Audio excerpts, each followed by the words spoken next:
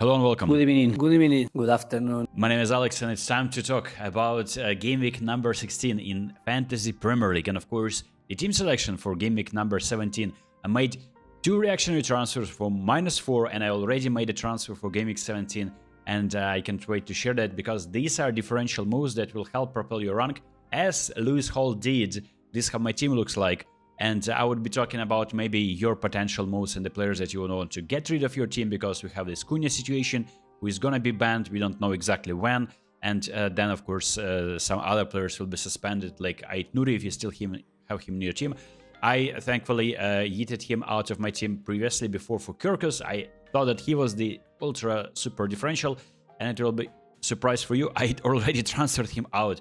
I really think that to win fantasy, you don't really need to chase every new shiny toy.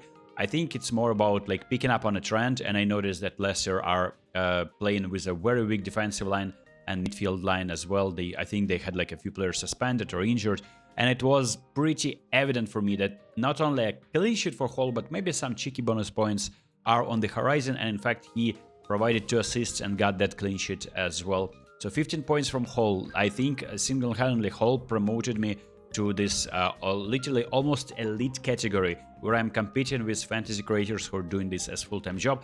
And if you're enjoying these videos, please drop a like. When we get 1,000 subscribers or when we get consistent like views, I would probably be improving my approach to the channel. I'll be adding some more stats and making it more stats-based. We already take a look at who scored maps, heat maps, whenever there is a need for that. Right now, there's pretty evident template forming. I think we have Saka, Salah, and Palmer in the middle, and I don't even feel bad about that. I don't feel guilty about using all the template players and captaining Salah almost every game week, and I think I'm gonna be doing that again. He has Tottenham, Leicester, West Ham United, and then Manchester United at home. So all of these fixtures, Salah can at least score or assist. And I'm not sure necessarily that Saka, right, or Palmer will be as prolific. Although, like I brought Palmer, I didn't really want to bring him early. I was kind of sus about the Chelsea team, what they're going to be doing on the pitch under Maresca. And then apparently they're just scoring goals for fun. They're actually title contenders. That's not a joke at all. So given that Mudryk has been suspended or like there was a positive drug test and he may be suspended very soon, I don't know, maybe their entire team is on pads. What is happening there? But look, it is what it is. Jackson is also in my team for the same reason. Fantastic fixtures. I don't really think that it's a next coming of DJ Drogba, whatnot.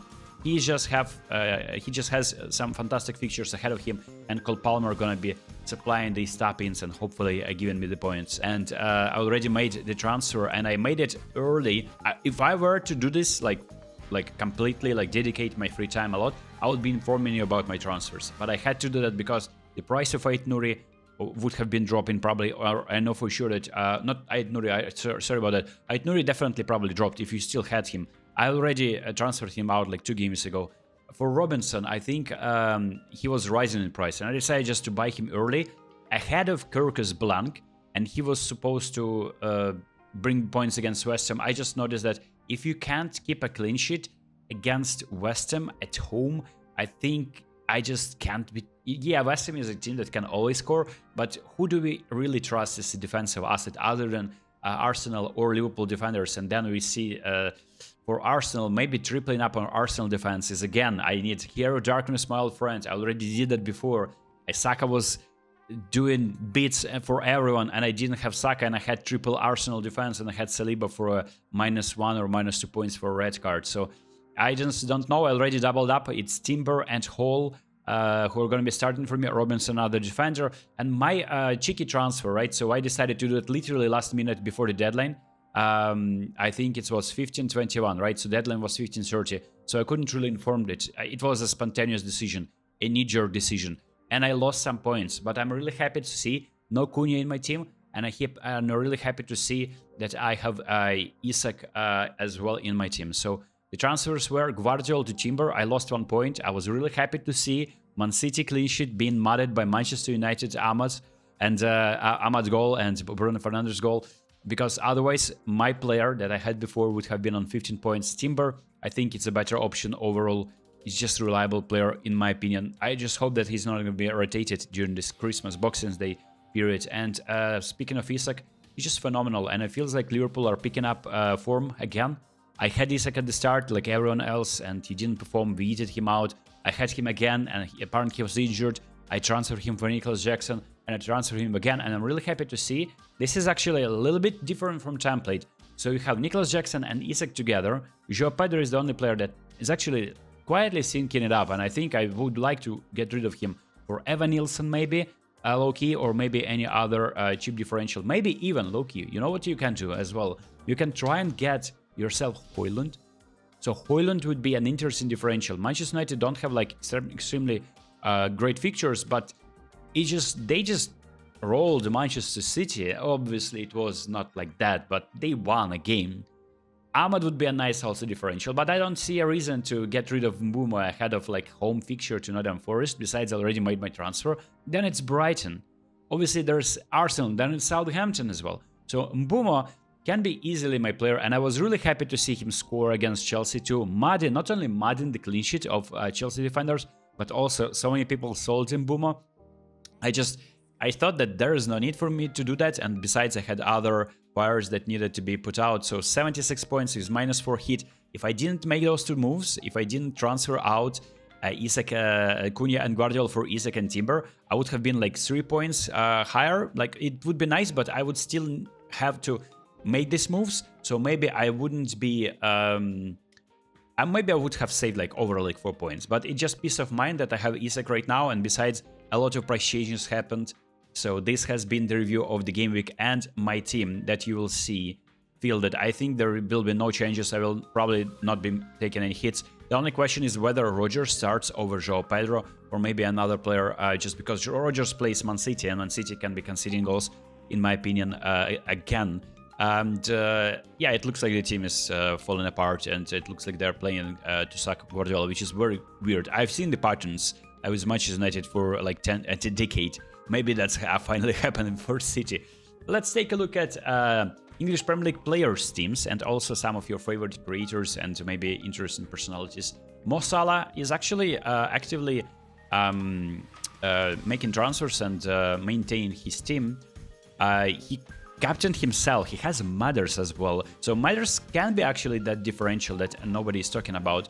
So if you bring him in for Nottingham Forest away, which is still a difficult fixture for the likes, like Tottenham can be easily losing that 2-0, like they did to Bournemouth, and yeah, it's just such an unpredictable team. Pedro Porro as well, so 6 points. I think it's because he was benched, but then he came on and maybe assisted or something. Oh, wait a minute, no, there was an injury, I think, and then Pedro Porro came in. I didn't watch that game, unfortunately, but I know that Pedro Porro was initially benched, looks like. I know he was benched a lot of times before. He didn't really deliver. But it's an interesting player to have for this Wolves fixture, I think. And then Newcastle United, not so easy. So for the foreseeable, I'm not going to be worried about Maddison. I'm more worried about tripling up on Arsenal defense maybe, or doing something so that Gabriel appears in my team. I might as well just get rid of Raya. Raya is like 6 points merchant, if on a good day. But this is actually an underwhelming result for Trent. Wait a minute, he's still on Green Arrow. Trent is not doing anything to his team. He's almost 1 million rank. Trent is just like perma captain Salah, not making any subs, not making any transfers. I think if even... Wait a minute, did he? Yeah, he's not doing anything. Crazy, no? Maybe that's what your team needs, no? Just stop doing transfers. Like, leave it alone. Let the team figure it out. Andy Robertson, I think he's actually actively playing low-key, so he's captaining Haaland against Manchester United. So Robertson, either he doesn't know ball, or he's doing this as a troll move. I don't know, man. I think maybe he stopped playing too, you know, low-key, because he made the transfers, and after that he just went this quiet mode, no transfers, same captaincy, same vice captaincy, same starting 11. It looks like, yeah, it feels like Robertson stopped playing too. Yeah, that's unfortunate. So they were very active. They have like a mini league, Liverpool players mini league. Some players are very active, like Diego Jota, who made 2 transfers. Isak in, Diblin in, just because it's a cheap player to facilitate Isak. He knew that he needed Isak, he brought him in, he got 11 points, happy days, and has the same front three as me, which is kind of interesting. And obviously his rank is phenomenal, 21,000 for Diogo Jota. And then we have Conor Bradley with 41 points, -4 hit. This one didn't pay off just because he still had 8 Nuri, had Cunha in his team, and Udogie was injured. So that's unfortunate because he would have been probably holding in that game, maybe some bonus points, assists, whatnot. And obviously the clean sheet, that is very, very unfortunate. And he is actually doing well. Like, he is 800,000 rank. It's a very competitive at this point. If you're within 1 million, I think, let's be honest, if you're outside of 1 million, you still can get in. It's probably a little bit more difficult now.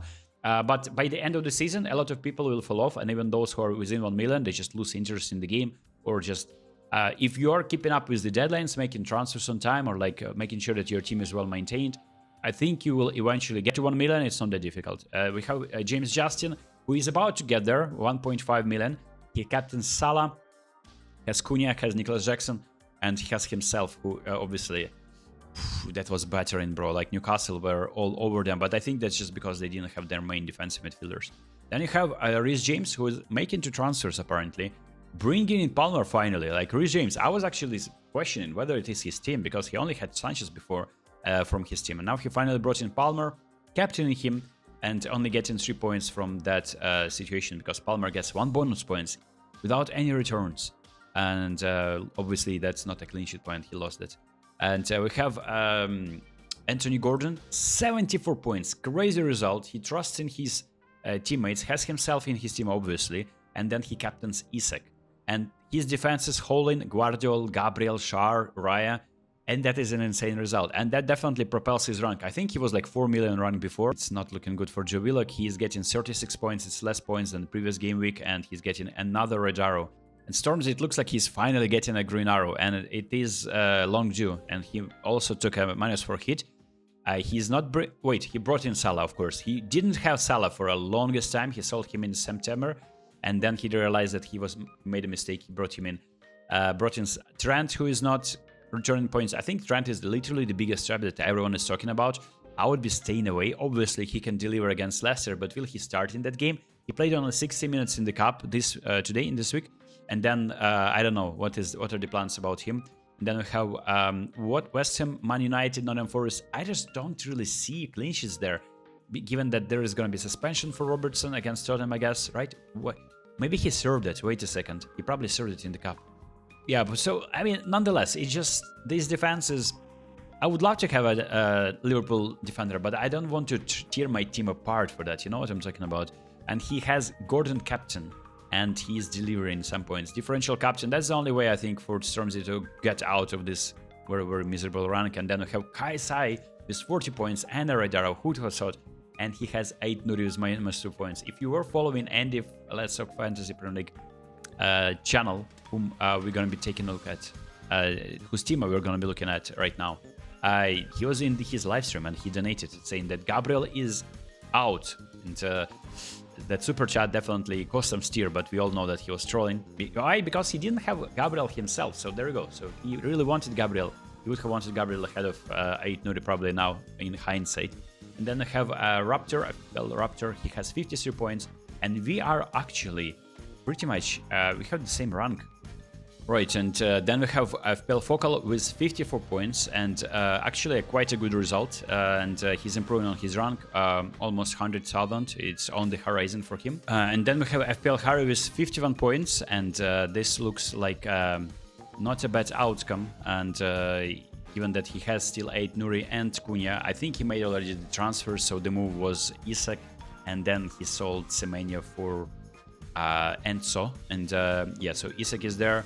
I don't know what he did with 8 Nuri. I think he is transferring him out for a hit for Robertson as well. Robertson is a fantastic pick in my opinion, just because he is playing against Southampton. The entry point is fantastic, but then he has assisting him. He has interesting fixtures later, Ipswich, West Ham, maybe even Bournemouth, where he can deliver. And then we have Andy Let's Talk Fantasy Premier League, and there you go, 59 points. Out of all FPL YouTubers, Andy is showing, I think, the most dynamic rise to the top. And he was like 2 million a few game weeks ago, and now 2-3 game weeks. And look, he didn't really do anything extraordinary. Like, the only differential that he had was Bruno Fernandes, and then of course maybe Raul, and it all added up, and eventually he managed to get these points and put himself on the map. And now his rank is actually a little bit less than that. Yeah, after the update it is 200,000 rank. It's still fantastic rank at this point of the season. Obviously you would have wanted more, but it is what it is. And then we have Fabio Borges with 61 points and 176,000 rank, which is not too shabby at all. And there you go. This is the team. Aitnuri is in everyone's team, but has Holdo. So Lewis Hall was kind of like that differential I was talking about. And I think everyone has them. Bro, like Ben Crellin, how he's able to pick up these differentials all the time and he nails them perfectly. I mean, it was pretty obvious, I think. But not everyone has Hall. Like his ownership is like only 99%. So almost 10. I mean, not everyone has Hall. I think this actually helped him big time and he's in top 20,000. So yeah, that had been a short review of the game week and of other players' scores. My game week 2, my plans. Hope you enjoyed this one and I'll see you next time. Peace.